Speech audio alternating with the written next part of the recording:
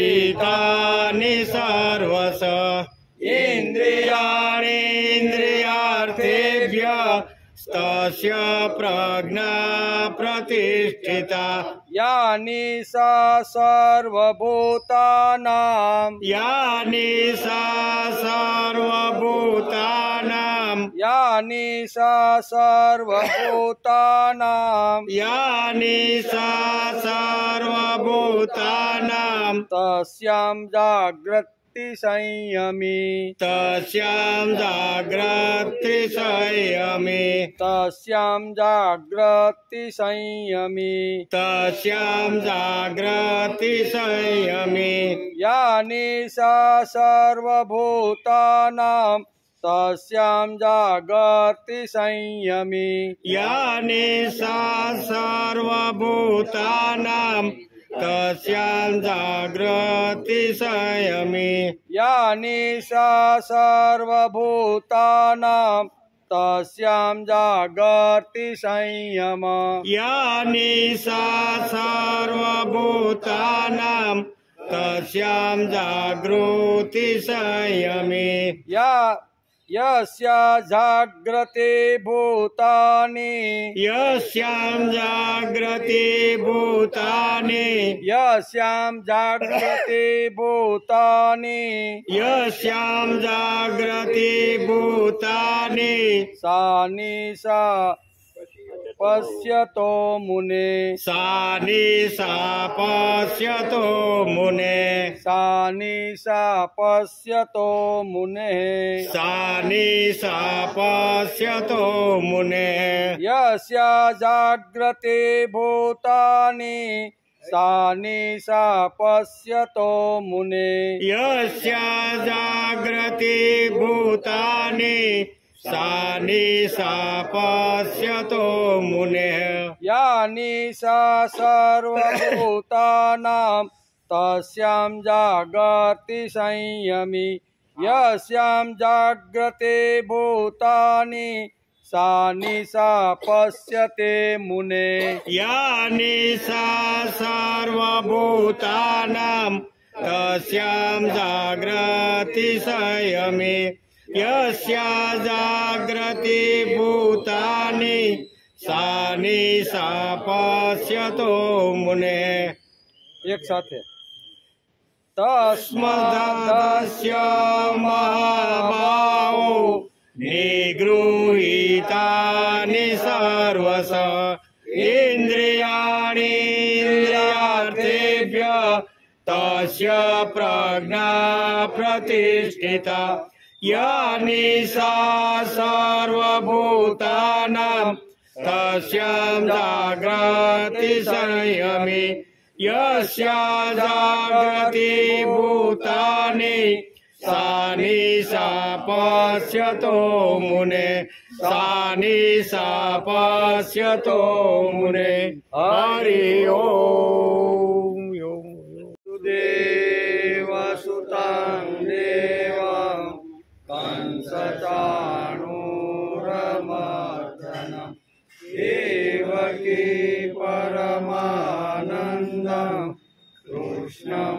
वन्दे जगद्गुरु गुरुर्ब्रह्मा गुरुर्विष्णु गुरुर्देवो महेश्वर गुरुर्साक्षात् परब्रह्म तस्मै श्री गुरुवे नमः।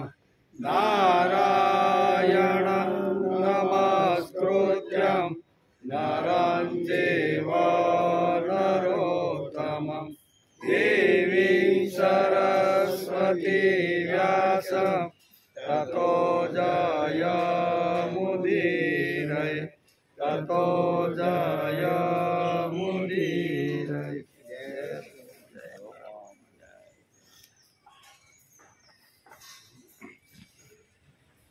तस्मादस्य महाबाहो निगृहीतानि सर्वश इन्द्रियाणीन्द्रियार्थेभ्यः तस्य प्रज्ञा प्रतिष्ठिता। આજે શ્રીમદ ભગવદ્ ગીતા ચિંતન શરૂ થયું એનો 134મો દિવસ બરાબર ને। ગઈકાલે આપણે બીજા અધ્યાયના 67મા શ્લોકને આપણે નમસ્કાર કર્યા। કઈ વાત હતી તો કે 10 જે ઇન્દ્રિયો છે, 5 જ્ઞાનેન્દ્રિય 5 કર્મેન્દ્રિય, એમાંથી એકાદી ઇન્દ્રિય જો મન તરફ ઢળે અથવા મનને ખેંચી લે તો એ મન બુદ્ધિને ખેંચે ને બુદ્ધિ આત્માને ખેંચે અને પછી અધપતનની શરૂઆત થાય।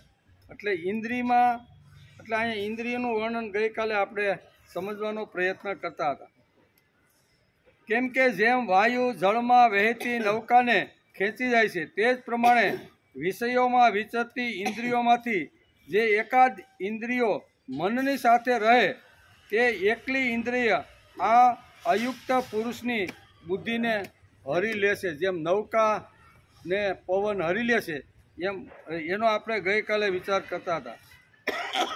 શ્રીમદ ભગવદ્ ગીતા રણાંગણમાં ગવાયેલી છે, છતાં કેટલાક વિનોદી તાત્વિક અને દાર્શનિક લોકોએ તેને લગ્ન પ્રસંગનો મહોત્સવ ઠરાવ્યો છે।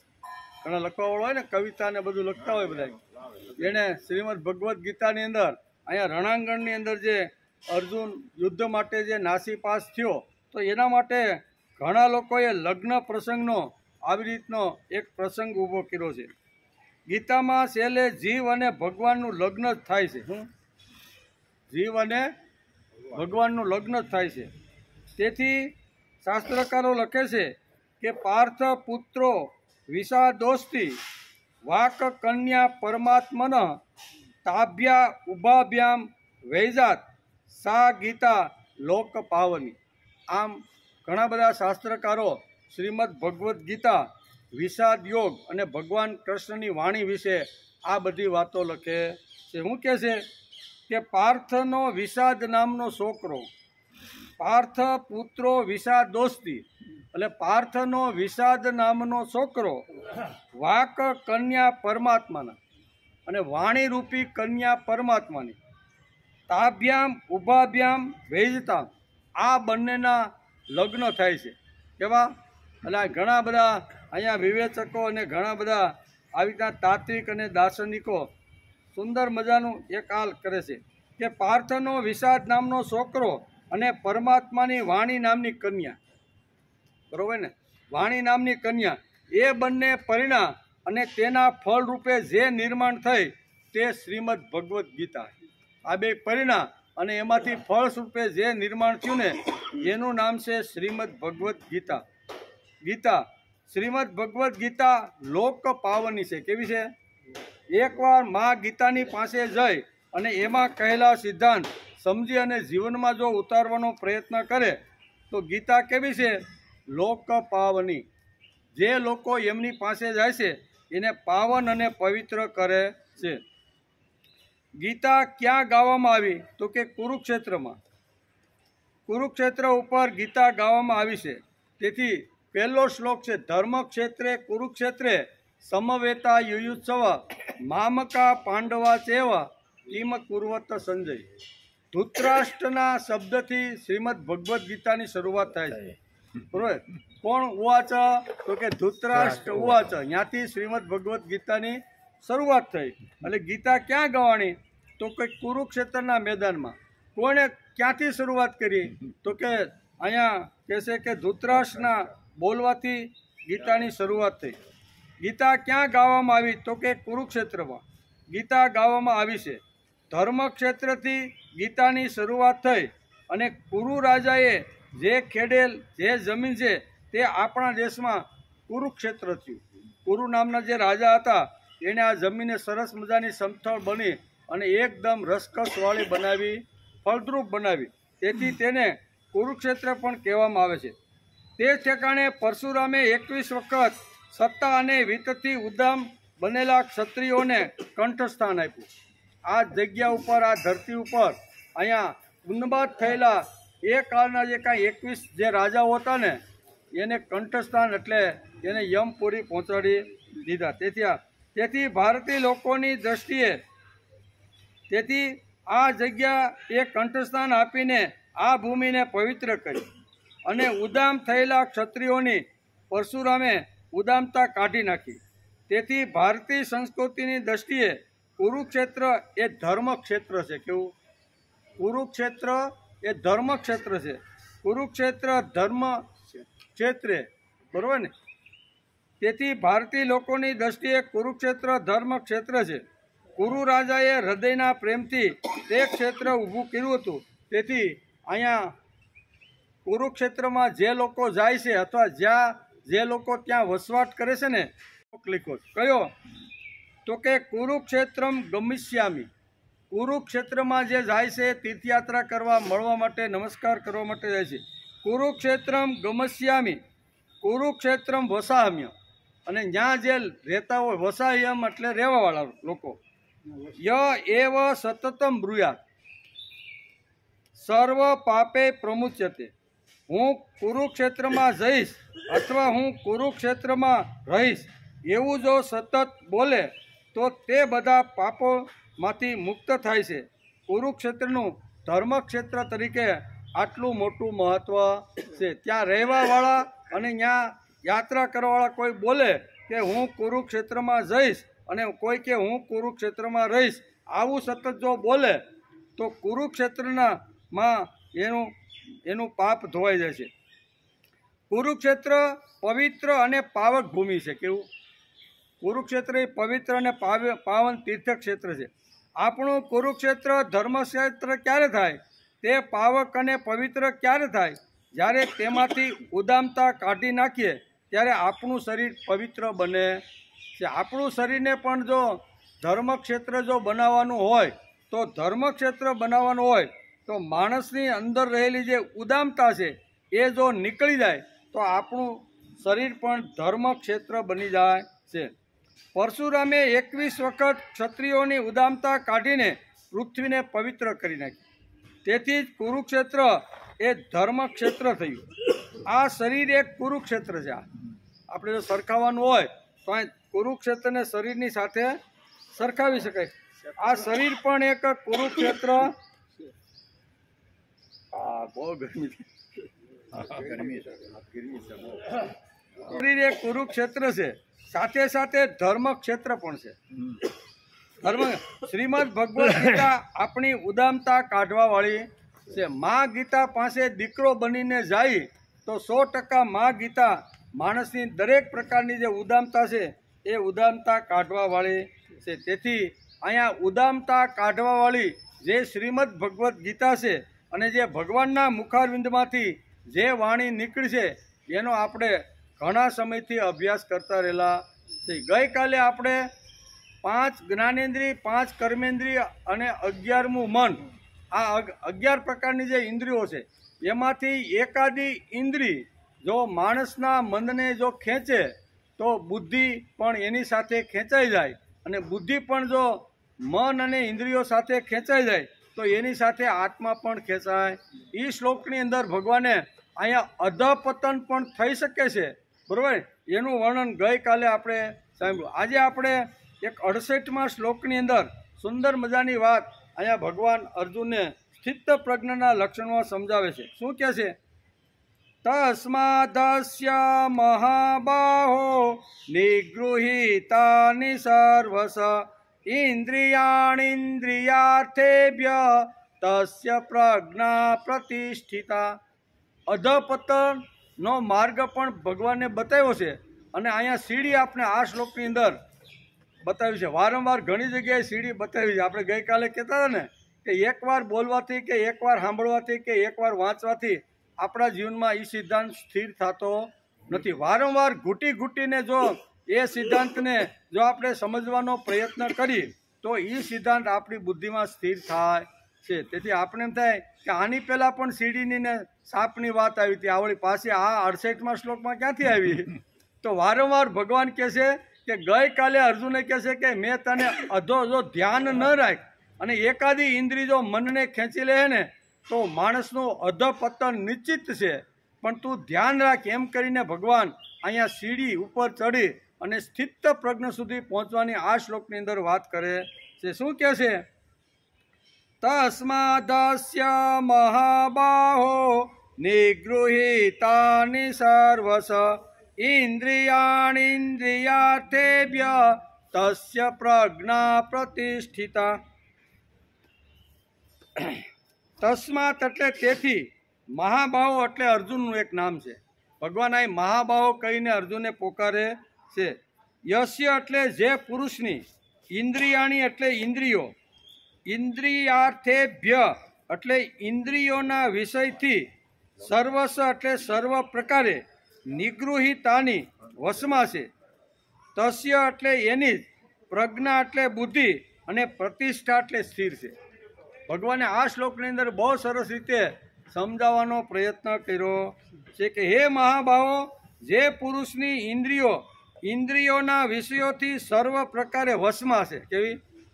5 જ્ઞાનેન્દ્રિય, 5 કર્મેન્દ્રિય જે કાંઈ છે ને એ મનની અંદર આ 10 ઇન્દ્રિયો જેના વશમાં છે એની જ બુદ્ધિ સ્થિર રહી શકે છે. બીજાની બુદ્ધિ સ્થિર રહેતી નથી. સ્થિત પ્રજ્ઞાનું લક્ષણ સમજાવતા ભગવાન કહે છે કે આ 10 ઇન્દ્રિયો જે છે ને એ મનના કંટ્રોલમાં હોવી જોઈએ અને મન બુદ્ધિના કંટ્રોલમાં અને બુદ્ધિ આત્માના કંટ્રોલમાં તો જ માણસ અહીંયા સ્થિત પ્રજ્ઞ સુધી પહોંચી શકે છે એમ આ શ્લોકની અંદર કહે છે. તેથી હે મહાભાવ, પુરુષની ઇન્દ્રિયોના વિષયમાંથી સર્વ પ્રકારે વશમાં છે, એની બુદ્ધિ સ્થિર છે. 60મા શ્લોકથી મન અને ઇન્દ્રિયોને વશમાં કરવાનો જે વિષય ચાલતો આવ્યો છે તેનો ઉપસાર કરતા તસ્માત પદ વડે આ શ્લોકની અંદર કહેવામાં 60મા શ્લોકથી અહીંયા મન, બુદ્ધિ અને ઇન્દ્રિયોનો એક વિષય હાલે છે. તો એની અંદર વારંવાર મન, બુદ્ધિ, ઇન્દ્રિયની વાત કરી અને ભગવાન અર્જુનને સમજાવે છે. ઇન્દ્રિયોમાં સંસારનું આકર્ષણ નથી રહ્યું, તેથી બુદ્ધિ પ્રતિષ્ઠિત છે. આ શ્લોકમાં ભગવાને સર્વસ્વ શબ્દ વાપર્યો છે. એ શબ્દનું તાત્પર્ય એ છે કે સંસારની સાથે વ્યવહાર કરતી વખતે અથવા એક વખતે કોઈ પણ અવસ્થામાં તેની ઇન્દ્રિયો ભોગોમાં પ્રવૃત્ત થતી નથી. સંસાર કરતો હોય કે અધ્યાત્મ કરતો હોય તો એ વખતે પણ એની ઇન્દ્રિયો અહીં કહે છે ને ભોગોની અંદર પ્રવૃત્ત નથી. અને જેની ઇન્દ્રિયો ભોગોની અંદર પ્રવૃત્ત ન હોય એ અહીંયા એની બુદ્ધિ કેવી છે? તો કે તસ્ય પ્રજ્ઞા પ્રતિષ્ઠિતા, એની ટોચની બુદ્ધિ છે અને એ અહીંયા સુધી જઈ શકે છે. બીજી વાત ભગવાન કહે છે કે વ્યવહારમાં ગમે તેટલા વિષયો તેના સંપર્કમાં ભલે ને આવે પણ તે વિષયો તેને વિચલિત કરી શકતા નથી. જેણે મનને પાવરફુલ બનાવ્યું, મનની જે લગામ છે એ બુદ્ધિના હાથમાં સોંપી દીધી અને બુદ્ધિની લગામ આત્મામાં સોંપી દીધી તો એ ગમે તે પ્રકારનો વ્યવહાર કરે અને ગમે તેવું અધ્યાત્મ એટલે ભક્તિ કરે તો વિષયો એને આવી રીતના વિચલિત કરી શકતા. બહુ સરસ રીતે આ શ્લોકની અંદર ભગવાન સમજાવવા માગે છે. ચલિત કોને કરે?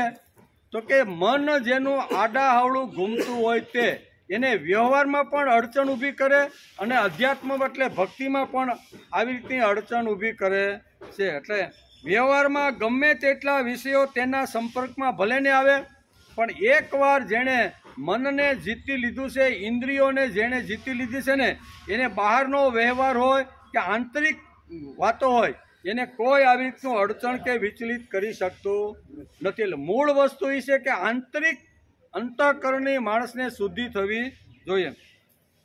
તેનું મન પણ ઇન્દ્રિયોની સાથે મળીને તેની બુદ્ધિને વિચલિત નથી કરી શકતું. પર્વતને કોઈ ડગાવી શકતું. પર્વત સ્થિર છે, ગમે તેટલા વાવાઝોડા વંટોળિયા આવે પણ પર્વતને હલાવી શકતો નથી. તેવી જ રીતે તેની બુદ્ધિમાં એટલી દ્રઢતા આવી જાય છે કે તેને મન કોઈ પણ અવસ્થામાં ડગાવી શકતું નથી, કારણ કે તેના મનમાં વિષયોનું મહત્વ નથી રહ્યું. વિષયોમાં ફરવા છતાં વિષયો સામે આવે તો પણ તેની બુદ્ધિ તસ્યા પ્રજ્ઞા પ્રતિષ્ઠાતા. આમ આ શ્લોકની અંદર ભગવાન કહે છે એની બુદ્ધિ હંમેશા સ્થિર રહે છે. ગમે તેટલું બહારનું કે અંદરનું વાતાવરણ આવે પણ જેનું મન ઉપર જેણે વિજય પ્રાપ્ત કર્યો છે, મનને જેણે કંટ્રોલમાં કર્યું છે, એની બહારની કે અંદરની કોઈ વાત એને સ્પર્શી શકતી કે ડગાવી શકતી નથી. જેમ પર્વતને ગમે તેવા વંટોળિયા ડગાવી શકતા નથી, એમ માણસના જીવનને પણ ડગાવી શકતા નથી. આગળના શ્લોકમાં ભગવાને મહત્વનો નિર્ણય આપ્યો કે અમુક એક સ્થિતિ પર પહોંચ્યા પછી પણ સંયમ અને ભક્તિના હથિયાર પરની પકડ ઢીલી ન થવી જોઈએ. ગમે તેટલી ટોચની સ્થિતિ ઉપર માણસ પહોંચે પણ એની આવી રીતની ભક્તિ ઉપરની જે પકડ છે એ ભક્તિ ઉપરની પકડ ઢીલી થવી જોઈએ નહીં. નહીંતર કે ભાઈ આપણે બહુ કર્યું, આપણે તો પહોંચી ગયેલા છે, હવે કાંઈ ભક્તિ કરવાની જરૂર. ઘણીવાર આવું થાય. પણ તુકારામ જો, નરસિંહ મહેતા જો, મીરાબાઈ જો, આ ટોચની સ્થિતિ ઉપર ભક્તિ કરતાં કરતાં પહોંચી ગયા છે પણ અંત સમય સુધી પણ એણે ભક્તિ છોડી નથી. એટલે માણસ ગમે તેટલો બુદ્ધિની અંદર, જ્ઞાનની અંદર, કર્મયોગની અંદર ગમે તેટલો આગળ ગયો હોય, એને એમ થાય કે હવે તો હું પરિપૂર્ણ થઈ ગયો છું, હવે મારે કાંઈ કરવા જેવું નથી. ઘણીવાર આવું માણસને થાય કે મને તો બધા શાસ્ત્ર મોઢે છે, બધી જ સારામાં સારો કર્મયોગ કરું છું, બધું જ કરું છું, બરાબર. તો ઘણીવાર માણસની ભક્તિ છૂટી જાય છે. તેથી અહીં શાસ્ત્રકારો કહે છે, ભગવાન પણ અર્જુનને કહે છે કે હે અર્જુન, ગમે તેટલી ટોચ ઉપર તું જઈશ પણ તારે અહીંયા સંયમ અને ભક્તિના જે હથિયારની પકડ છે ને એ પકડ તારે છોડવાની નથી. બે વાતો અહીં ભગવાન સમજાવશે, એક તો સંયમ અને બીજું ભક્તિ. ભક્તિ એટલે પ્રભુની સાથે જોડાઈ ગયેલો જે જીવ છે અને એ જીવ એને ભક્તિ કહે છે. આની પકડ ઢીલી થવી જોઈએ નહીં. એનું કારણ પ્રજ્ઞા એટલે વિશુદ્ધ અને સ્થિર બુદ્ધિ. પણ જાગૃત ન હોય તો વિષય તરફ ખેંચાઈ જાય તે શું છે? પ્રજ્ઞા એટલે વિશુદ્ધ અને સ્થિર બુદ્ધિ. પણ જો જાગૃત ન હોય તો આ વિશુદ્ધ બુદ્ધિ પણ વિષયો તરફ ખેંચાઈ જાય છે અને એકવાર વિષયો મનના તાબામાં ગયા તો મન પણ એને આવી રીતના ઉથલાવીને ખાડામાં ફેંકી દે છે. તેથી એનું કારણ પ્રજ્ઞા એટલે જ વિશુદ્ધ અને સ્થિર બુદ્ધિ. પણ જાગૃત ન હોય તો વિષય તરફ ખેંચાઈ જાય. માટે જાગૃતિ ખૂબ જ જરૂરી છે. કોઈ પણ ક્ષેત્રમાં હોય, આધ્યાત્મિક વ્યવહાર કરતા હોય, વ્યાવહારિક જીવન હોય, કૌટુંબિક જીવન હોય, સામાજિક કમાવાનું કે સાંસ્કૃતિક કે ધાર્મિક કોઈ પણ જીવન હોય તો એની અંદર આ સંયમ ખૂબ જ મહત્વનો ભાગ ભજવે છે અને જાગૃત પણ રહેવું જોઈએ. મન, બુદ્ધિ, ઇન્દ્રિયો અને આત્મા આ ચાર તત્વોમાં બે વિભાગ છે, બે જૂથ થઈ શકે છે. એક સમૂહ છે આત્મા, મન અને બુદ્ધિ. બે ભાગ પાડવાના હોય આ ચારે ચારના તો એના આ રીતે પાડી શકાય. એક સમૂહ પાડવાનો હોય તો આત્મા, મન અને બુદ્ધિ એનો એક વિભાગ છે અને બીજો વિભાગ છે વિષયોનો. આ બે બ્લોક પાડી શકાય છે. અથવા બીજો સમૂહ બુદ્ધિ, મન અને ઇન્દ્રિયોનો થઈ શકે છે. પ્રજ્ઞા સ્થિર કરવા માટે વિષયોને ઇન્દ્રિયોથી તોડવી પડે છે. શું કહે છે કે આવી રીતે પ્રજ્ઞા સ્થિર કરવી, બુદ્ધિને જો સ્થિર કરવાની હોય ભગવાનની અંદર તો શું કરવું પડે?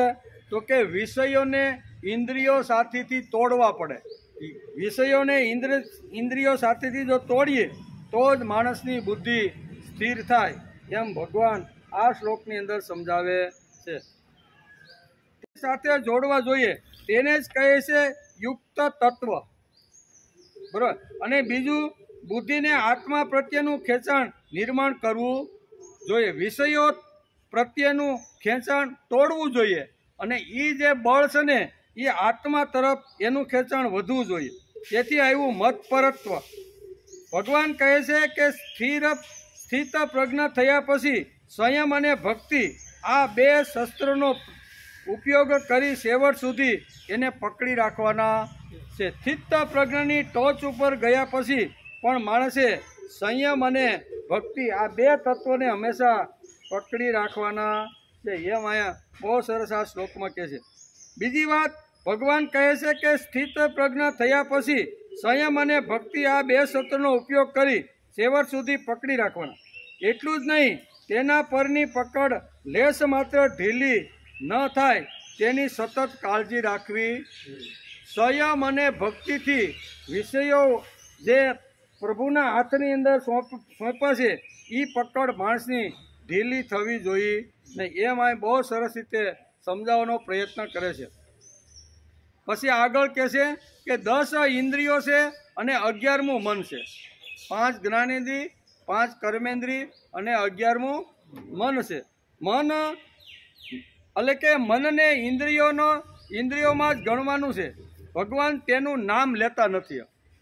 5 જ્ઞાનેન્દ્રિય, 5 કર્મેન્દ્રિયનું નામ લે છે, પણ ગીતામાં ભગવાન મનનું નામ લેતા નથી. શા માટે નથી લેતા એના પણ શાસ્ત્રકારોએ કારણ આપ્યા છે. પણ એ ઇન્દ્રિયોની સાથે જોડાયેલું છે. 5 જ્ઞાનેન્દ્રિય, 5 કર્મેન્દ્રિય અને એની સાથે જોડાયેલું મન, આ 5 આવી રીતના છે. એમ કે 10 ઇન્દ્રિયો અને 11મું મન છે. મનને ઇન્દ્રિયોમાં જ ગણવાનું. ભગવાન તેનું નામ લેતા નથી. શા માટે નથી લેતા એનો પણ આપણે વિચાર કરવો જોઈએ. જેના ઉપર અતિશય પ્રેમ હોય તેનું નામ ન ઉચ્ચારાય. આ વર્ષોથી આપણે બધા વ્યવહારમાં કે અથવા સંસારમાં કરતા આવ્યા છીએ કે નહીં. જેના ઉપર આત્યંતિક પ્રેમ હોય એનું નામ આપણે લઈ શકતા નથી. એટલે તો જૂના કાળમાં, હવે તો હાવ આર યુ ડાર્લિંગ એમ કહે છે, બરાબર ને. પણ જૂના કાળમાં પત્નીનું નામ કોઈ પુરુષ એની પત્નીનું નામ લઈને બોલાવતો નહીં. શા માટે? અહીં ભગવાન પણ કહે છે કે જેના ઉપર આત્યંતિક પ્રેમ હોય ને એનું નામ ક્યારેય ઉચ્ચારાય નહીં. તેથી આપણા પૂર્વજોએ કીધું કે જે પરણીને આવે ને એ વખતે સ્ત્રીનું નામ એણે ઉચ્ચારવાનું નથી. શા માટે? કે એ જે પરણીને આવ્યો છે એની સાથે એને આત્યંતિક હૃદયનો પ્રેમ છે. જેના ઉપર અતિશય પ્રેમ હોય તેનું નામ ન ઉચ્ચારાય. વ્યવહારમાં પણ પહેલા દીકરાનું નામ નથી ઉચ્ચારતા. પૂછા એ લાલુ કે નામ હોય એનું સગન પણ બોલાવે, હું લાલુથી બોલાવે, એ ટેણિયા એમ કરીને બોલાવે. પણ મોટો પહેલો દીકરો થાય છે એ જૂના કાળની અંદર એનું નામનો ઉચ્ચાર કરવામાં આવતો નહીં. લગ્ન કરીને આવે જે સ્ત્રી છે એને પણ કોઈ દિવસ નામથી બોલાવવામાં આવતા. આ જૂના કાળની પદ્ધતિ છે. હવે તો બધું જ પરિવર્તન થઈ ગયું છે. શ્લોક શાસ્ત્રમાં આના માટે એક શ્લોક લઈ, કોનું નામ ન ઉચ્ચારાય, 5 જણાનું નામ કોઈ દિવસ ઉચ્ચારાય નહીં એમ આપણું શાસ્ત્ર કહે છે. ક્યાં આત્મા નામ ગુરુ નામો તે નામાભિત કૃષ્ણ યસ્યસ શ્રેયસ કામાન ક્રૂર જીયાત જયેષ્ઠત્યત ફલ ત્રયો. શ્રેયસ કાર્ય એટલે કે જેને પોતાનું કલ્યાણ કરવું છે ને એ વ્યક્તિએ આ 5 નામોનો ક્યારેય ઉચ્ચાર કરવો નહીં. જેને પોતાનું કલ્યાણ કરવું છે, પોતાનું શ્રેય કરવું છે, કોને તો કે પોતાના નામનો ઉચ્ચાર કરવાનો નહીં. આપણે ઘણીવાર આપણા જ નામની ગીતા ગાતા હોય, બરાબર. જ્યાં મેં આમ કર્યું, મેં એટલો ઘણીવાર માણસ પોતે પોતાનું જ આવી રીતનું કરતું હોય. બીજી વાત છે પોતાનું નામ ન ઉચ્ચારાય. ગુરુનું નામ ઉચ્ચારાય નહીં એમ. ત્રીજી વાત છે અતિ લોભિયાનું નામ છે ને એ કોઈ દી લેવું નહીં. લોભિયામાં લોભિયો જે હોય ને એનું નામ કોઈ દી ઉચ્ચારાય નહીં. પછી મોટા પુત્રનું નામ ન ઉચ્ચારાય. પહેલો પુત્ર જન્મ હોય એનું નામ નહીં. અને 5મી વાત છે પત્નીનું નામ પણ ઉચ્ચારવાનું. જૂના કાળના આ બધા શ્લોકો લખ્યા છે શાસ્ત્રમાં. 5 જણાના નામ ક્યારેય ઉચ્ચારવાના નહીં. એમાં પહેલી વાત કરું છે કે જેને પોતાનું કલ્યાણ કરવાનું હોય ને એને જયેષ્ઠ જે પુત્ર પહેલો પુત્ર હોય એને નામથી બોલાવવા. તેથી લાલો અને ઘણા બધા હુલામણા નામ આપણે પાડીએ, બરોબર ને, એ હોય જ. અને પછી પત્નીને પણ નામથી બોલાવતા નથી. પછી અહીંયા અતિશય જે પ્રિય વસ્તુ હોય ને એનું નામ પણ આપણે, એટલે ગુરુ, એમ આપણા માટે ગુરુનું નામ નહીં, પોતાનું નામ નહીં, પત્નીનું નામ નહીં, દીકરાનું નામ નહીં. અને પાંચમી જે વાત છે એ પત્ની, એનું પણ નામ આપણે ઉચ્ચારી શકતા નથી. એમ શાસ્ત્રકારી આત્મા નામ ગુરોર નામ, એટલે કે આત્મા અને ગુરુ. આત્મા એટલે પોતે અને ગુરુ એટલે મેં જેને ગુરુ ધારણ કર્યા છે તે, એનું નામ લઈ શકાય નથી. અતિ પ્રેમ હોય તેમ અતિ આદર હોય તેનું નામ ઉચ્ચારાય નહીં. આવી રીતે ભગવાનને મન ઉપર અતિ પ્રેમ છે, તેથી ભગવાન અહીંયા મનનું નામ લેતા નથી. પણ મન એક ઇન્દ્રિય જ છે. આજે 11 જે ઇન્દ્રિયો છે ને એમાં ભગવાન મનનું નામ ઉચ્ચારતા નથી. પણ મન એક ઇન્દ્રિય છે. ભગવાનને અતિશય પ્રિય જો કોઈ હોય તો મન છે. એટલે મનનું નામ ભગવાને અહીંયા ઉચ્ચાર્યું નથી. ભગવાને ગીતામાં કહ્યું છે કે ઇન્દ્રિયાણા દશે કંચ, અહીં એકમ એટલે મન. આ 68મા શ્લોકની અંદર શ્લોકમાં પણ ભગવાને નામ લીધું નથી. ઇન્દ્રિયોમાં મનની ગણતરી કરવામાં આવે છે. આપણે જે 5 જ્ઞાનેન્દ્રિય અને 5 કર્મેન્દ્રિયની જે વાત કરી છે ને એમાં મનની પણ ગણતરી કરવામાં આવે છે. એ મનને પણ અહીંયા શું કહેવાય, વિષયો એટલે કે ઇન્દ્રિયો સાથે જોડવામાં આવ્યા છે. એમ કે બીજી વાત, મન એટલે કે મન મોનિટર જેવું છે. બાકીની ઇન્દ્રિયો મનના હાથ નીચે કામ કરે છે. મોનિટર એટલે વડો નિશાળ્યો. કોણ? અહીં સાહેબ બેઠા છે, એને ખબર હોય કે કાંઈ બહાર જવાનું હોય અથવા 2-5 કલાક આડોળું બીજું કાંઈ કામ આવ્યું હોય સ્કૂલનું, તો પછી ક્લાસમાં છોકરાને હાંસવા તો પડે ને. એટલે એક છોકરા જે તોફાની હોય ને વધારે એને મોનિટર બનાવી દે. ભાઈ આ ક્લાસના 50 છોકરાને તારે સંભાળવાના છે, એટલે એ મોનિટર કે છે ને. મન મોનિટર જેવું છે. બાકીની ઇન્દ્રિયો મનના તાબા નીચે કામ કરે છે. મોનિટર એટલે વડો નિશાળ્યો. કેવો? મોનિટર એટલે કોણ?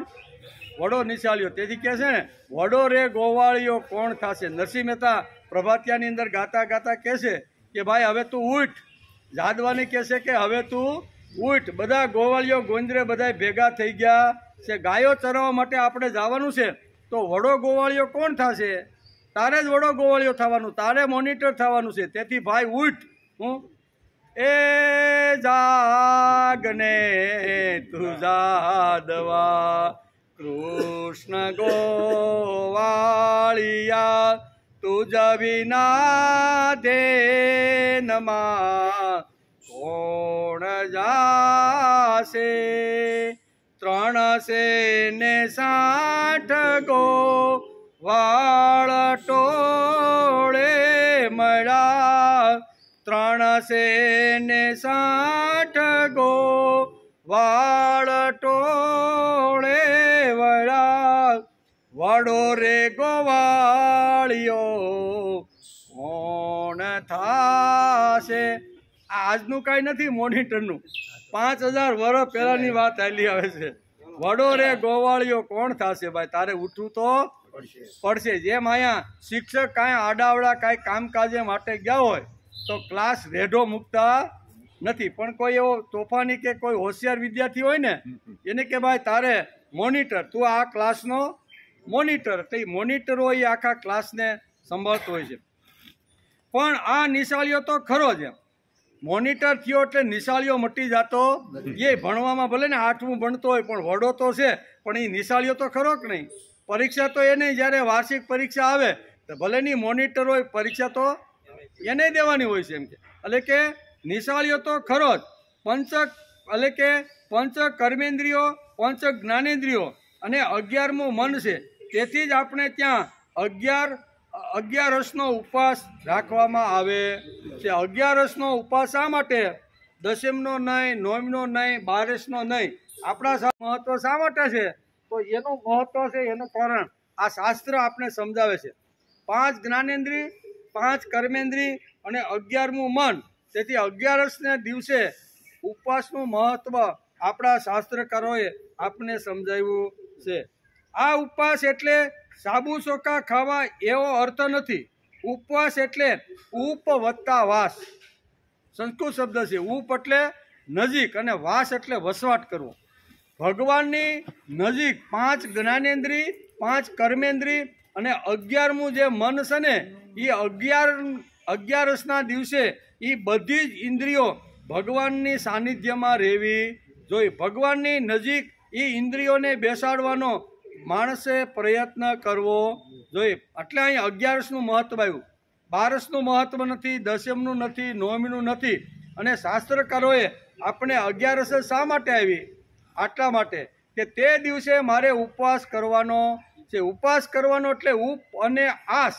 ઉપ એટલે નજીક અને આસ એટલે આસન નાખીને બેસવું, અથવા એના વિચારો 24 કલાક સુધી મગજની અંદર, બુદ્ધિની અંદર, ઇન્દ્રિયોની અંદર ભગવાનની જ વાત, ભગવાનનું જ નામ, ભગવાનનું જ કામ. આજે મારે એકાદશી છે એવું વ્રત કહેવાય છે. એટલે ભગવાનની પાસે બેસવું, 11ના દિવસે ભગવાન પાસે બેસવું એ અપેક્ષિત છે. તો જ મન ઉપર સારા સંસ્કાર પડે.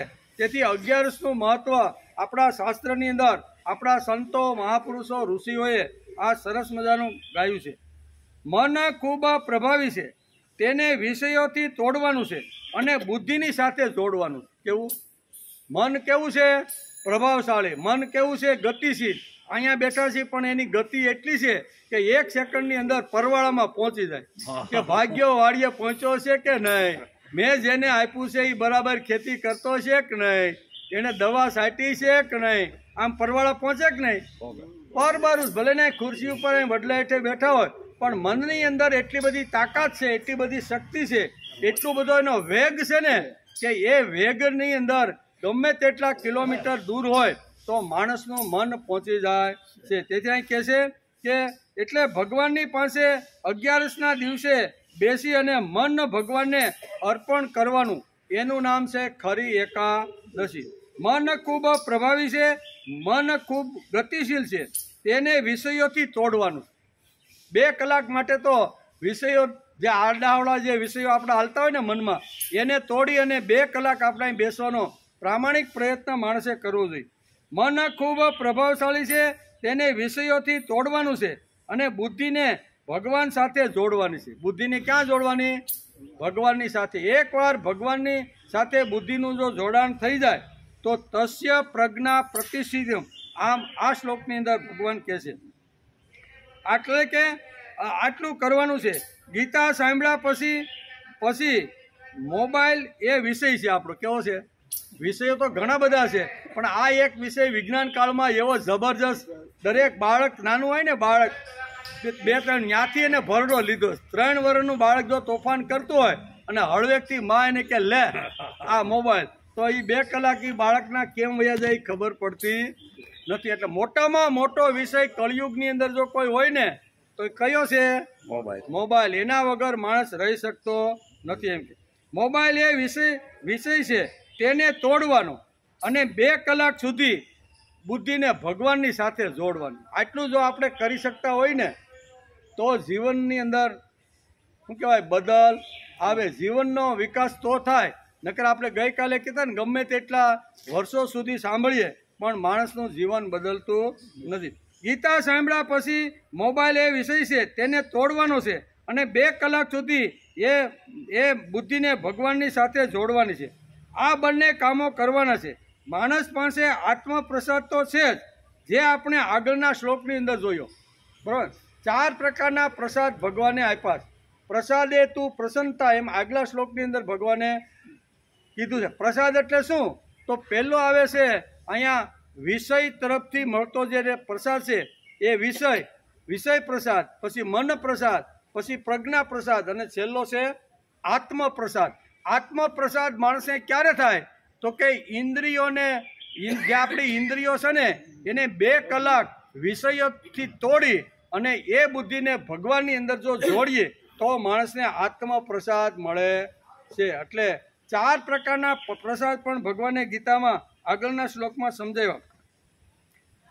આ બંને કામો કરવાના છે. માણસ પાસે આત્મપ્રસાદ તો છે જ, જે આપણે આગળના શ્લોકોની અંદર જોયું. વસ્તુ પ્રસાદ, મન પ્રસાદ, પ્રજ્ઞા પ્રસાદ અને છેલ્લે આત્મ પ્રસાદ. આ 4 પ્રકારના પ્રસાદો આગલા શ્લોકમાં ભગવાને વાત કરી છે. ખાલી કોપરાનો કે શીરાના પ્રસાદ પૂરતી વાત નથી. એ તો છે જ. આપણે જ્યારે સત્યનારાયણનું પૂજન કરીએ ત્યારે એ પ્રસાદ તો આપણે આરોગ્ય છીએ, પણ એની સાથે સાથે આધ્યાત્મિક પ્રસાદની અંદર આ 5 પ્રસાદો અહીંયા ગીતાકારે ઉલ્લેખા છે. વસ્તુ પ્રસાદ છે, મન પ્રસાદ છે, પ્રજ્ઞા પ્રસાદ છે અને છેલ્લે આત્મા પ્રસાદ. અહીંયા સુધી માણસને પહોંચવાનું છે.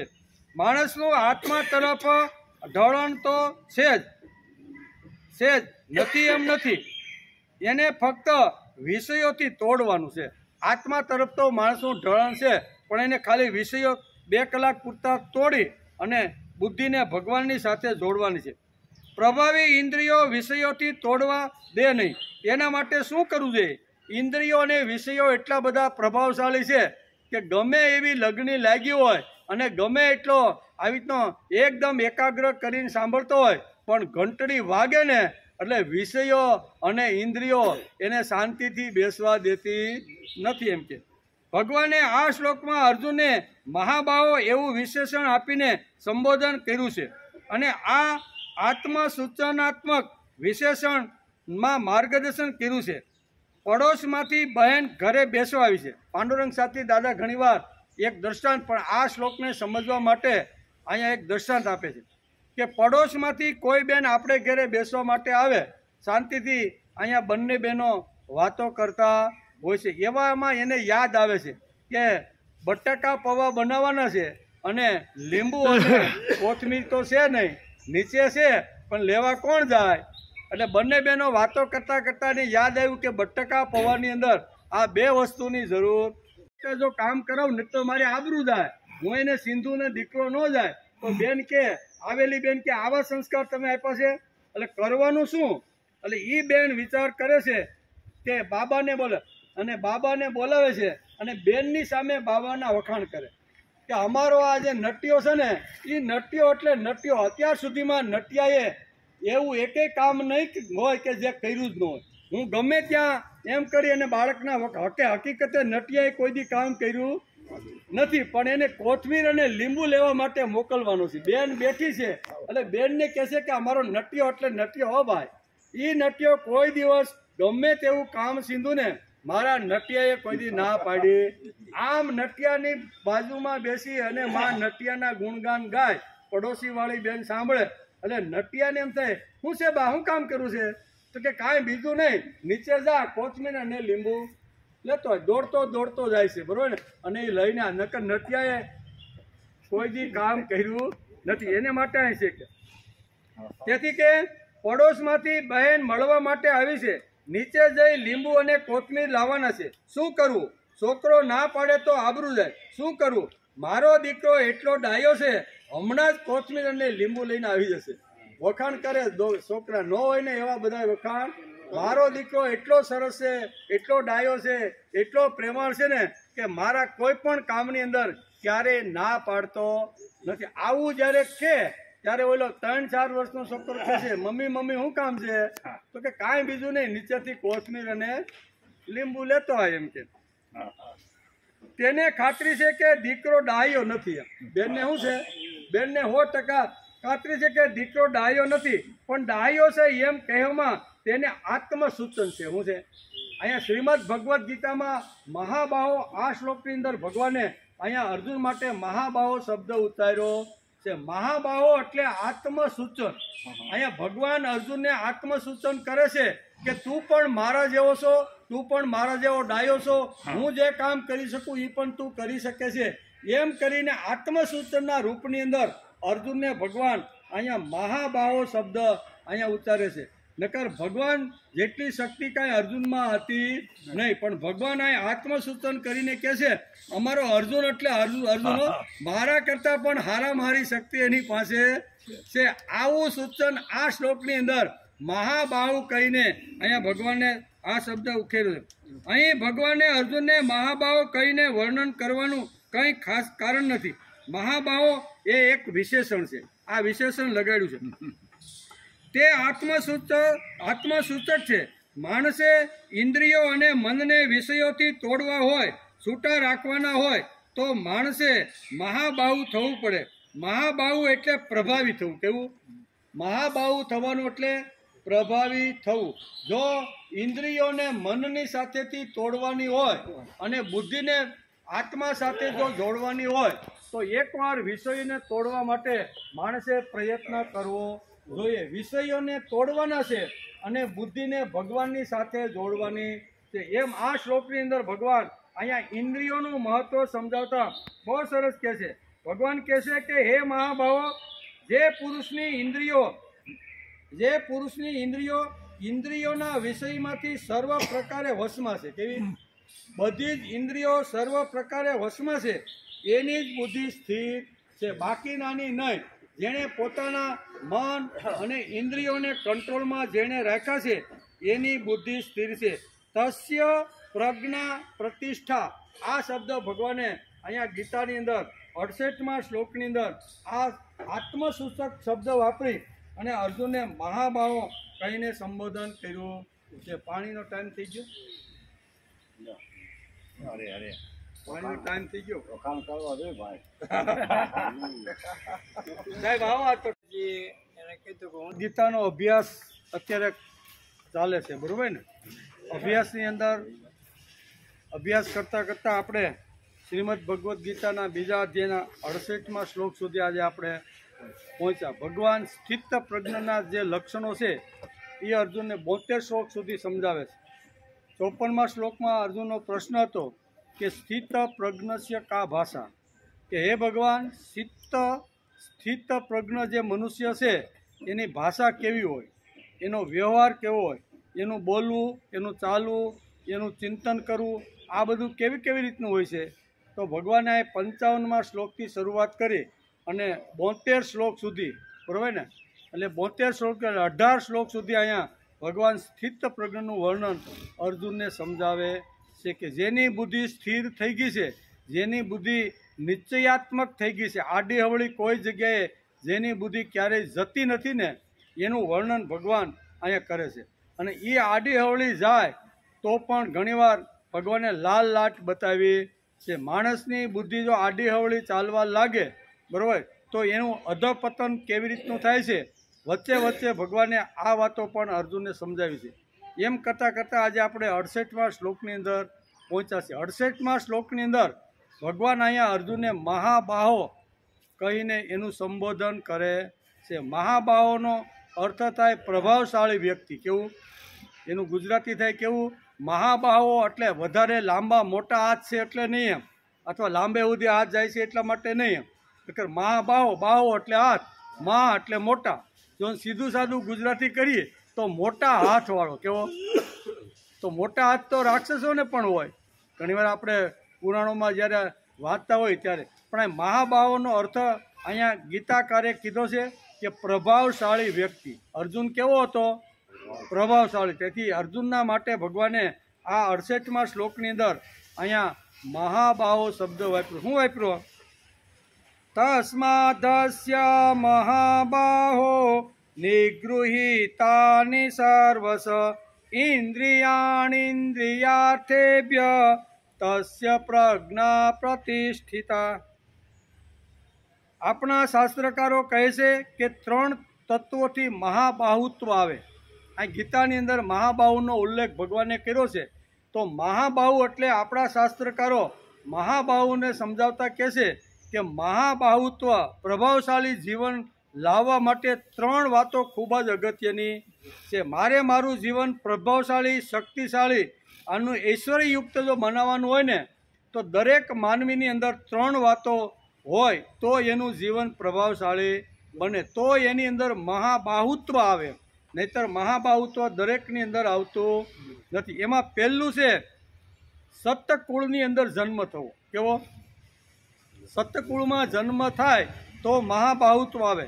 સત્કુળમાં જન્મ થયા પછી સદગુરુ પણ મળવા જોઈએ. ગમે તેવા આપણા ખિસ્સા સામે ધ્યાન રાખીને બેઠા હોય એવા નહીં, પણ આપણું કલ્યાણ અને આપણી આંગળી પકડીને પ્રભુ સુધી લઈ જવાનો જે સદગુરુ પ્રયત્ન કરે, આ બીજા સદગુરુ પણ મળવા જોઈએ તો મહાબાહુત્વ આવે.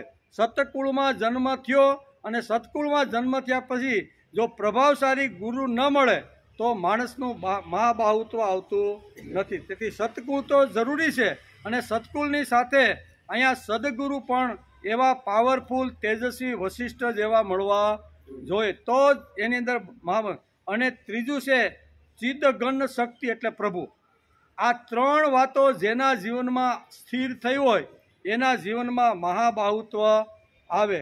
એક તો સતકુળ છે, કેવા કુળમાં જન્મો છે એના ઉપર આધાર રાખે છે, કયા ગુરુનો સંપર્કમાં છે, કેવા ગુરુનો એને ધારણ કર્યા છે, અને ચિદઘન શક્તિ પ્રભુની અંદર કેટલું એ મન રાખીને જીવતો. આ ત્રણ વાતોથી મહાબાહુત્વ પ્રભાવશાળીતા આવે એમ આપણું શાસ્ત્ર કહે છે.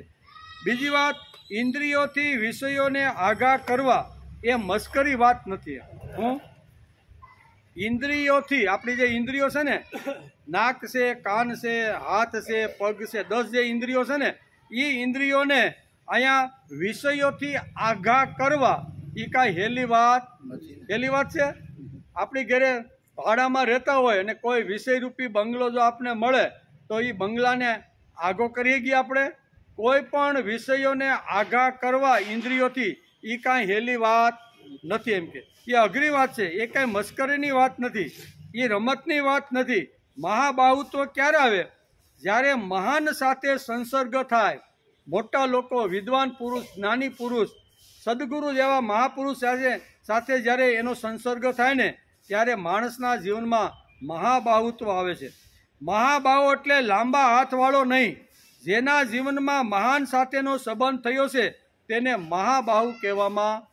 મહાન લોકો માટે અથવા મહાન શક્તિ સાથે જેનો સંબંધ થયો છે એને મહાબાહુ કહેવામાં આવે છે. તેથી ભગવાને શ્રીમદ ભગવદ્ ગીતાના અહીંયા 2 અધ્યાયના 68મા શ્લોકની અંદર અર્જુનને મહાબાહુ કરીને સંબોધન કર્યું છે. એટલે ભગવાનની સાથે અર્જુનનો સંબંધ કેવો છે એ આપણે વ્યાસ અહીંયા સમજાવે છે. બીજી વાત, બહાર એટલે કે ઇન્દ્રિયો સાથે લડવું કઠણ છે, તે માટે રાજા થઈને ન ચાલે, મહારાજા થવું જોઈએ. ઇન્દ્રિયોની સાથે લડવું ખૂબ જ અઘરું છે. ઇન્દ્રિયો એક બાજુ ખેંચતી હોય, વિષયો આપણે બીજી તરફ લઈ જતા હોય, એની વચ્ચે મન જ્યારે અટવાતું હોય ત્યારે નિર્ણય લેવો ખૂબ જ અઘરો છે. તેથી રાજા તો બનવાનું જ, બરાબર. ઇન્દ્રિયો ઉપર તો વિજય મેળવવાનો, પણ બહારના શત્રુ ઉપર પણ વિજય મેળવવાનો, એને રાજા કહેવામાં આવે છે. ઇન્દ્રિયો સાથે લડવું કઠણ છે, તે માટે રાજા થઈને ન ચાલે, મહારાજા થવું જોઈએ. કેવું? મહારાજા અને રાજામાં ઘણો ફરક છે. રાજા કોને કહેવાય? તો કે બહારના શત્રુને, બહારના કિલ્લાને જે જીતે એને રાજા કહેવાય, અને અંદરના જે તત્વો છે જેને જીતે એને મહારાજા કહેવામાં. મત્સર આ ષડરીપો બરોબર જમાવટ કરીને બેઠા છે, એના ઉપર જે વિજય પ્રાપ્ત કરે છે ને એને મહારાજા કહેવામાં આવે છે. એટલે રાજા કોણ? તો કે એક રાજા બીજા કિલ્લા ઉપર ચડાઈ કરે અને એ કિલ્લો પોતાના કબજામાં લઈ લે એટલે અમારા રાજાએ ફલાણા કિલ્લાને જીતી લીધો એમ કહેવાય. પણ અંદર બેઠેલા જે ષડરીપુઓ છે એ ષડરીપુઓને જીતવાનો જે પ્રયત્ન કરે છે ને એને મહારાજા કહેવામાં આવે છે. તેથી જૂના કાળની અંદર આપણે બધાને ખબર છે કે ગામની અંદર એક બ્રાહ્મણનું કુટુંબ, બ્રાહ્મણનું ઘર હોય અને એટલા પવિત્ર હોય છે, એટલા વિચારશીલ અને મનનશીલ હોય છે કે એને આખા ગામને એના ઉપર આદર, ભાવ અને પ્રેમ. જૂના કાળમાં, અત્યારની વાત આપણે કરતા પણ આથી 60-100 વર્ષ પહેલાં જાવ ને તો આટલું મોટું એનું મહત્વ અને એનું આવી રીતનું હતું. એમ એ જ્યારે બજારની અંદર જ્યારે ઘરમાંથી બહાર નીકળે ને ત્યારે આપણે બધા એને મહારાજ કહીને પણ સંબોધન કરતા. મહારાજ અમારી ઘેરે આવજો, અમારે કથા કરવાની છે, તો એનો કયો ટાઈમ કેવી રીતનો આપણે કરાય, અમારે ત્યાં લગ્ન પ્રસંગ આવવાનો છે તો એનું તમે જરીક આવીને આપણે એને મહારાજા તરીકે આપણે એને સંબોધન કરતા હતા. પણ એ જૂના કાળમાં એમ એટલે કે બહારના શત્રુનું દમન કરે તે રાજા થાય અને અંદરના શત્રુઓનું જે દમન કરે છે તેને મહારાજા કહેવામાં આવે છે. બહારના શત્રુને જીતે તે રાજા અને અંદરના શત્રુને જીતે તે મહારાજા. તેથી અહીં કહે છે કે રાજા અને મહારાજામાં ઘણો ફરક છે. એક કાળે બ્રાહ્મણને મહારાજ કહીને સંબોધન કરતા હતા, એનું કારણ બ્રાહ્મણ અંદરની વૃત્તિ અને વાસના ઉપર દમન કરી અને અંદરની વૃત્તિને અંદરના ષડરીપુને એમણે જીતી લીધા હતા. તેથી એને મહારાજ કરીને પણ ઘણીવાર સંબોધન કરવામાં આવતું. તેથી શાસ્ત્રકારો કહે છે કે 3 તત્વોથી મહાબાહુત્વ આવે. 3 તત્વો હોય તો માણસનું જીવન પ્રભાવશાળી થાય. એમાં પહેલું સતકુળની અંદર જન્મ થવો, સદગુરુ મળવા અને પ્રભુ સાથેનો સંબંધ થાય. આ 3 વાતો જો હોય ને તો માણસના જીવનની અંદર અહીંયા મહાબાહુત્વ આવે એમ આપણું શાસ્ત્ર કહે છે. તેથી શાસ્ત્રકારો કહે છે કે 3 વાતોથી મહાબાહુત્વ પ્રભાવશાળી બને, એટલે કે મહાબાહુત્વ આવે અને જીવન પ્રભાવશાળી બને. સતકુળમાં જન્મ, સદગુરુનો સંગ થવો અને સિદ્ધગણ પ્રભુ મારી અંદર બેઠા છે, જે મને ચલાવે અને સંભાળે છે એવી વૃત્તિ અને એવી સમજણ ઊભી થાય તો એને મહાબાહુત્વ કહેવામાં આવે છે. લાંબા હાથવાળો નહીં, નહીંતર મહા એટલે મોટા અને બાહુ એટલે હાથ. જે મોટા હાથવાળો છે ને એ બાહુ. સીધું સાદું ગુજરાતી કરી તો શું થાય કે જેના લાંબા હાથ છે એવો માણસ. પણ અહીંયા શાસ્ત્રકારો એમ કહે છે કે જેના લાંબા હાથ છે એ નહીં, પણ જેણે પ્રભુ ઉપર પ્રભુત્વ પ્રાપ્ત કર્યું છે. બરાબર ને? દુનિયાની અંદર ઘણા બધા એવા મહાપુરુષો થઈ ગયા છે, બરાબર ને, કે જેણે ભગવાનને કડે કરી લીધા છે. ભગવાન જે મહાપુરુષો કહે ને એ પ્રમાણે જ ભગવાન કરે. ભગવાનને કે ભગવાન તમે અહીંયા બેસી જાઓ એટલે ભગવાન કે કાંઈ વાંધો નહીં, લાવો બેસી જાઓ. કે તમે પાણી ભરી આવો ગોદાવરી જઈને, તો આ ભગવાન પણ પાણી ભરવા ઉપડે. હમણાં રસોઈ કરવાની થોડીક અગવડ છે તો રસોઈ કરવા બેસી જાઓ. તો એટલે આવા જે ઘણા મહાપુરુષો, ઘણા બધા ભક્તો જગતમાં એવા થયા છે કે જે ભગવાનને પણ કડે રાખી લે છે. તેથી અહીં કહે છે કે શાસ્ત્રકારોએ કુળનું મહત્વ સમજાવ્યું છે. જે સતકુળમાં જન્મે તેને મહાબાહુ કહેવામાં આવે છે એમ આપણું શાસ્ત્ર કહે છે. જે સતકુળ મળવું ને એ પણ ભગવાનની કૃપા અને ગત જન્મના જબરજસ્ત સારા સંસ્કારોને કર્મ હોય તો જ માણસને સતકુળમાં જન્મ મળે છે. જે સતકુળમાં જન્મે તે મહાબાહુ થાય. જ્ઞાન કોને મળે? સત્સંગમાં મોબાઈલ લઈને આટા ફેરા મારતો હોય તેને જ્ઞાન ન મળે, કારણ કે એની ઇન્દ્રિયો તો બહાર જ ઘૂમે છે. ભલે ના બેઠા હોય તો વ્યવહાર સાથે લઈને જે આવે છે એને કોઈ દિવસ જ્ઞાન મળતું. વ્યવહાર ભેગો જ આપણો કેવો, ગમે ત્યાં જાય વ્યવહાર ભેગો. જે વ્યવહાર ભેગો લઈને જે ફરે છે એને જ્ઞાન પ્રાપ્ત થતું નથી, આપણી ભાષામાં કહેવાનું. બીજી વાત, ઉપનિષદ કહે છે કે માતૃવાન, પિતૃવાન, આચાર્યવાન વેદ. આ ગુજરાતી ખાલી કહું છું કે જે ઇન્દ્રિયોને સાથે લઈને સમાજની અંદર જે જ્ઞાન પ્રાપ્ત કરવા માટે જાય છે, પણ આખો વ્યવહાર, કુટુંબ, ધંધો, નોકરી બધું મનની અંદર લઈને બે તો એને જ્ઞાન થતું નથી. તેથી માતૃવાન, પિતૃવાન, આચાર્યવાન વેદ, આવું આપણું શાસ્ત્ર કહે છે. આ કોણ કહે છે? હું તો ખાલી એનું ગુજરાતી કરું છું. માતૃવાન, પિતૃવાન, આચાર્યવાન વેદ. આવી રીતનું જેને અહીંયા હોય એવા લોકોનો સતકુળની અંદર જન્મ થાય છે, બધાનો થતો નથી. એમ ઉપનિષદ કહે છે કે માતૃવાન, પિતૃવાન, આચાર્યવાન વેદ. માતૃવાન, પિતૃવાન એટલે માતા પિતા વાળા, પણ મા બાપ વગર આ જગતમાં કોઈ જન્મે છે? ખાલી માતા પિતા મળ્યા એટલે એ મહાન મહાબાહુ થયો એમ નહીં. પણ માતા પિતા કેવા તો કે એનું વર્ણન પણ રામાયણમાં વાલ્મીકીએ બહુ સરસ રીતે સમજાવવાનો પ્રયત્ન કર્યો છે. ભગવાનને પણ જન્મ લેવો હોય તો મા બાપના પેટમાં આવવું પડે. ભગવાનને પણ જન્મ લેવો હોય તો મા બાપના પેટમાં આવવું પડે. માણસને શક્તિ જ સતકુળ, એટલે કે માણસને શક્તિ જ સતકુળમાંથી મળે છે. ગીતા કહે છે શુચિનામ શ્રીમંતામ ગે યોગ ભ્રષ્ટો બી જાય છે. યોગ ભ્રષ્ટ આત્મા પવિત્ર અને શ્રીમંત કુટુંબમાં જન્મ ધારણ કરે છે. સતકુળ અહીં મહાબાહુત્વ લાવવા માટે પહેલો જે સિદ્ધાંત શાસ્ત્રકારો સમજાવે છે કે માણસને સતકુળની અંદર જન્મ મળે તો એ મહાબાહુત્વ પ્રભાવશાળી વ્યક્તિ બને છે. એમ કે સતકુળમાં જન્મ લેવાથી મહાન સંસર્ગ મળે. આ સિદ્ધાંત સમજાવવા માટે રામાયણની પાસે આપણે જવું પડે. આ સિદ્ધાંત જો આપણે સમજવાનો હોય, સતકુળની અંદર જન્મ મળે અને સતકુળના સંસર્ગમાં રહે ત્યારે એના સંસ્કારો કેવી રીતના હોય છે ને એ રામાયણમાં આપણે બહુ સરસ રીતે સમજાવે છે. રામાયણનો એક પ્રસંગ છે.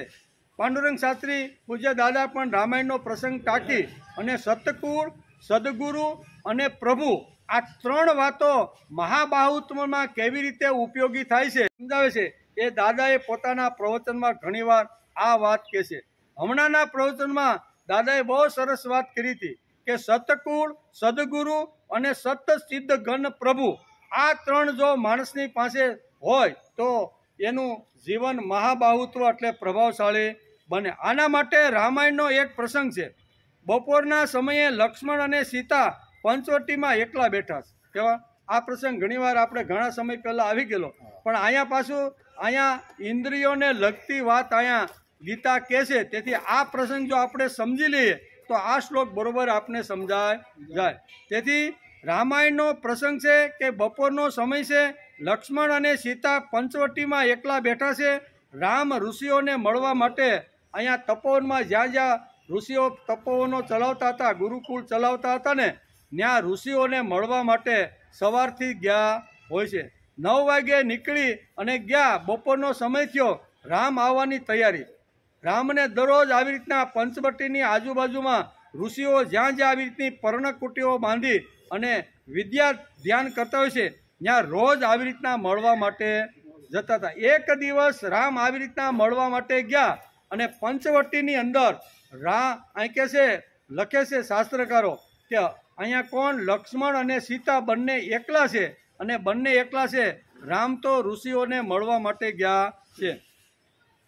રામાયણની અંદર આવી રીતની એક ઘટના છે.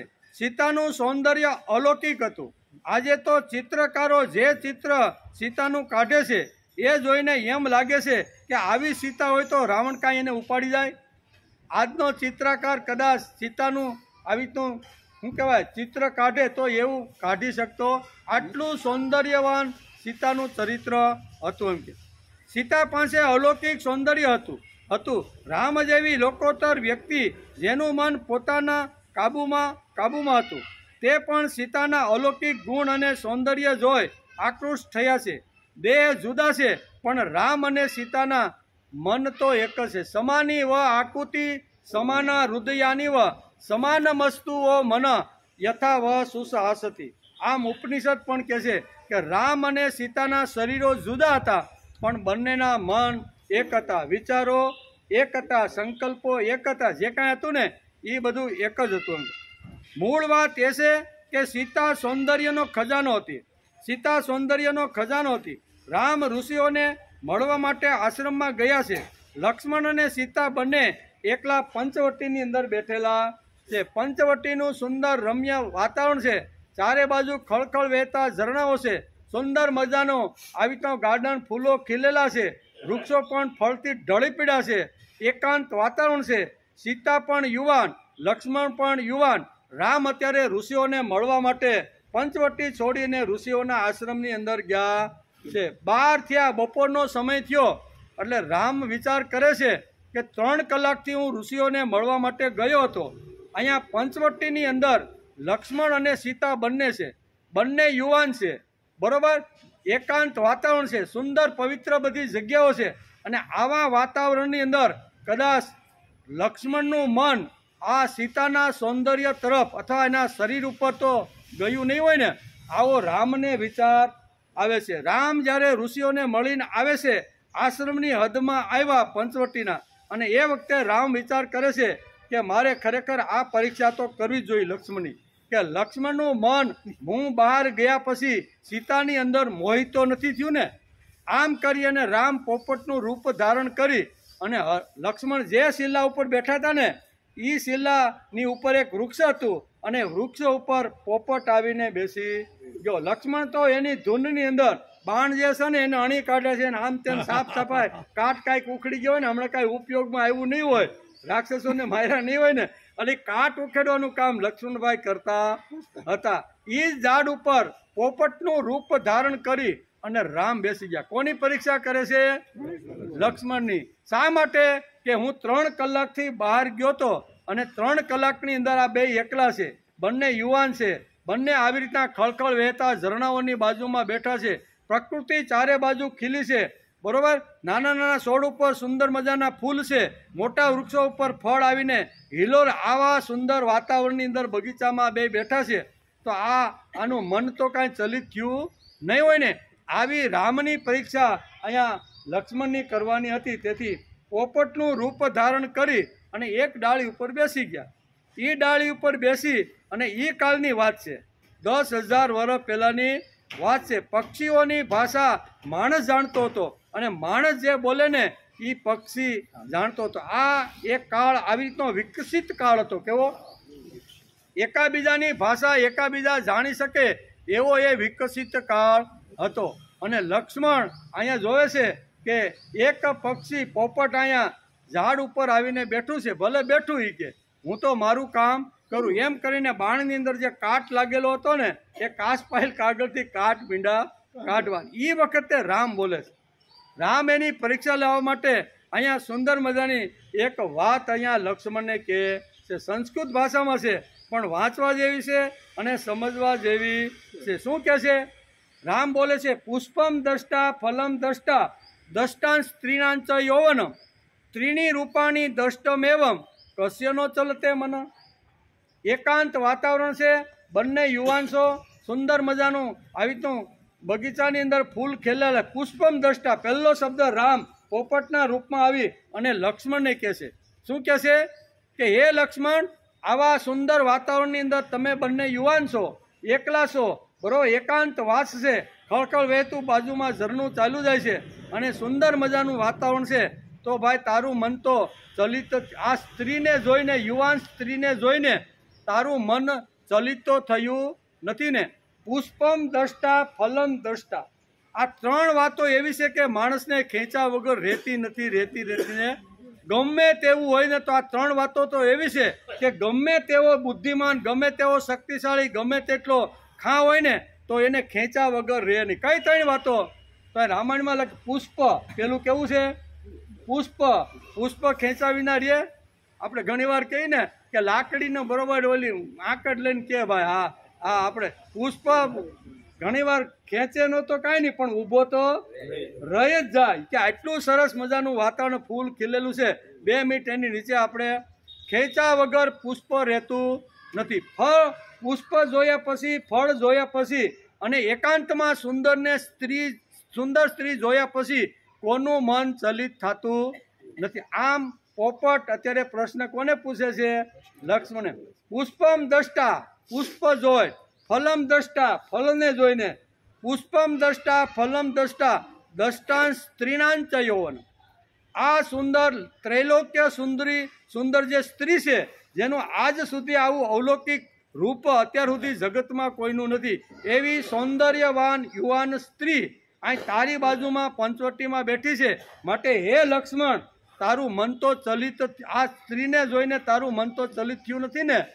આ પ્રશ્ન ઝાડની ડાળી ઉપર બેઠા બેઠા પોપટના રૂપની અંદર અહીંયા લક્ષ્મણની પરીક્ષા લેવા માટે રામ આ પ્રશ્ન પૂછે છે. પુષ્પમ દ્રષ્ટા ફલમ દ્રષ્ટા દ્રષ્ટાન સ્ત્રીના યૌવનમ ત્રીણી રૂપાણી શબ્દ શું વાપરો છે?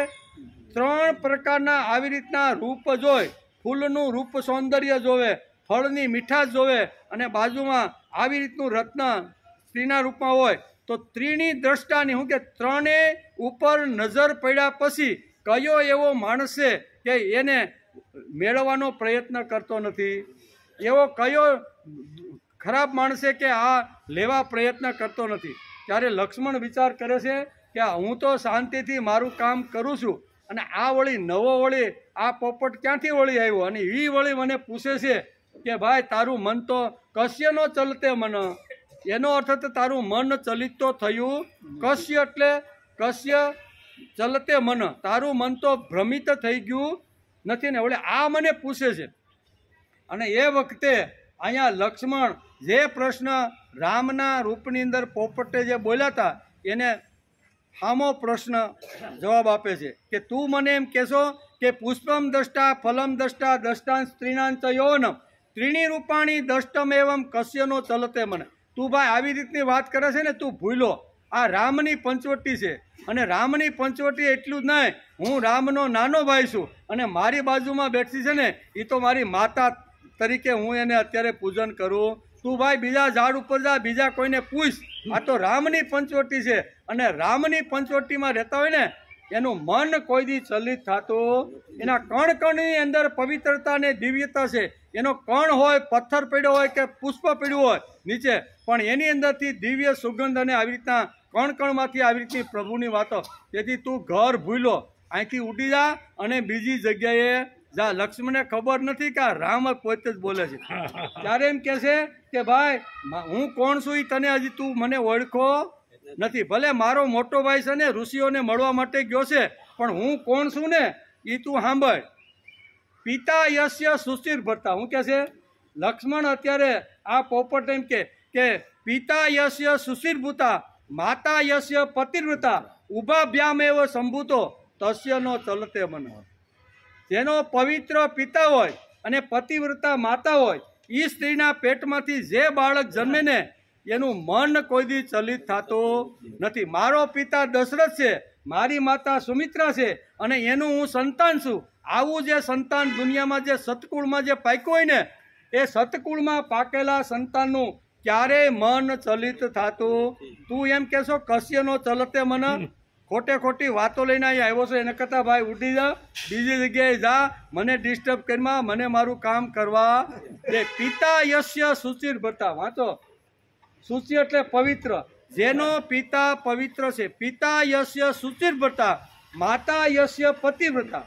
જેની માતા પતિવ્રતા અને પિતા આવી રીતના વિદ્વાન જ્ઞાની પુરુષ હોય, અને એના દ્વારા જે સંતાન થાય ને એનું મન ક્યારેય ચલિત થતું. હું અયોધ્યાનો રાજકુમાર છું. મારા મોટા ભાઈ અત્યારે જંગલની અંદર ઋષિઓને મળવા માટે ગયા છે, બરોબર. અને આવો હું ઉભાભ્યામ એટલેનું સંતાન કોનું? હું દશરથ અને સુમિત્રા દ્વારા જન્મેલું સંતાન છું. અમારું કુળ કેવું છે? સતકુળ. અને સતકુળમાં જન્મેલાના માણસનું મન ક્યારે કોઈ જગ્યાએ ખોટી જગ્યાએ જાતું નથી. માટે ભાઈ તું ઘર ભૂલો છો, બીજી જગ્યાએ તું અહીંથી રવાના થા, એમ કે છે. કોણ કે છે? લક્ષ્મણ અત્યારે પોપટને જોશે. એટલે કે જેના પિતા પવિત્ર પતિવ્રતા હોય તેનાથી ઉત્પન્ન થયેલા પુત્રનું મન ક્યારેય ચલિત થતું નથી, બરોબર. આવા મારા પિતા છે. મારા પિતા કેવા છે કે મારા પિતા પવિત્ર જીવન જીવવાવાળા છે. માતા પતિવ્રતા છે. માતા પતિવ્રતા અને પવિત્ર જીવન જે જીવવાવાળા છે એનું હું સંતાન છું. અયોધ્યાના જે રાજા દશરથ છે, હું એનો પુત્ર છું. મોટા ભાઈ વનની અંદર આવી રીતના ઋષિઓને મળવા ગયા છે, અને માતા સીતાનું રક્ષણ કરવાની જવાબદારી મને સોંપીને ગયા છે. અને તું એમ કહેશો કે કશ્યનો ચલતે મન.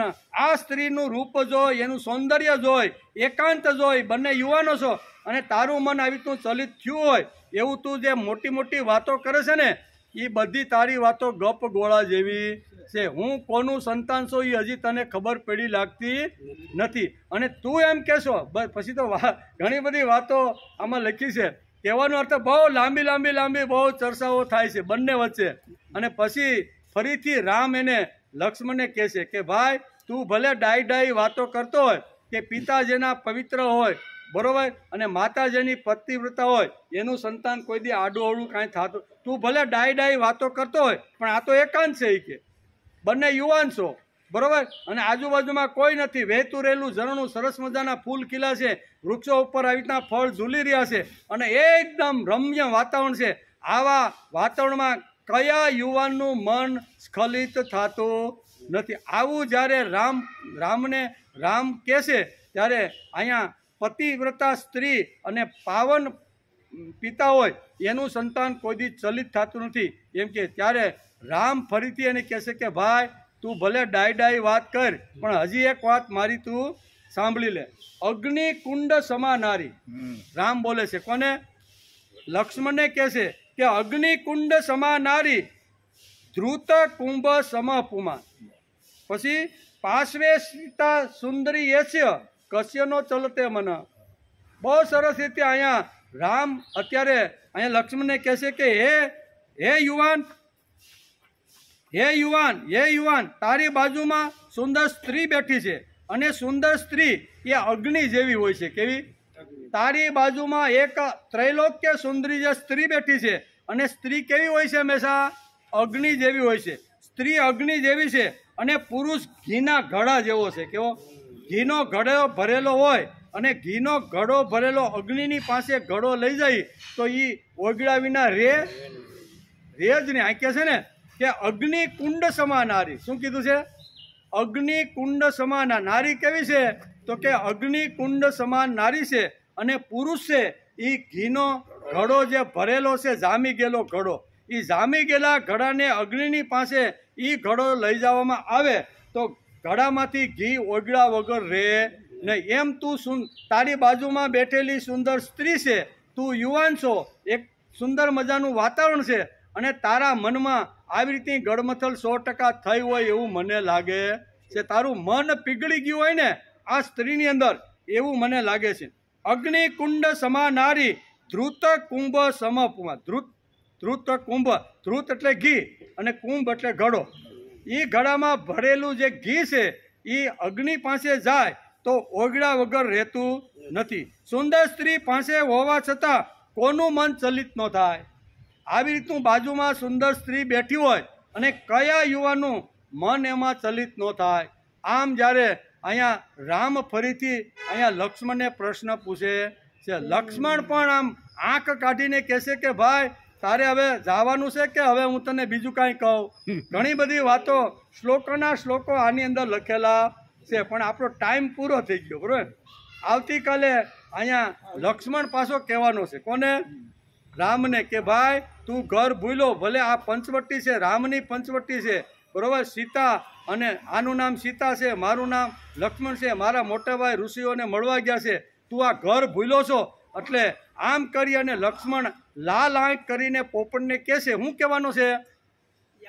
એ આવતીકાલે પોપટને લાલ આંખ કરીને લક્ષ્મણ કહેવાનું છે કે ભાઈ હવે તારે ઉડવાનું છે કે આ બાણ ઘસું છું એના એમ કરી. અને બહુ સરસ મજાનો સંવાદ, બહુ સરસ રામાયણની અંદર લખેલો છે. પણ આપણો ટાઈમ પૂરો થઈ ગયો. આવતીકાલે આવશું ત્યારે યાદ કરાવજો ભાઈ, બરોબર ને? કે આપણે અહીંથી આગળ થોડું જવાનું, થોડીક વાત રહી ગઈ છે, પણ આવતીકાલે આવશું ત્યારે એનો વિચાર કરવામાં આવશે.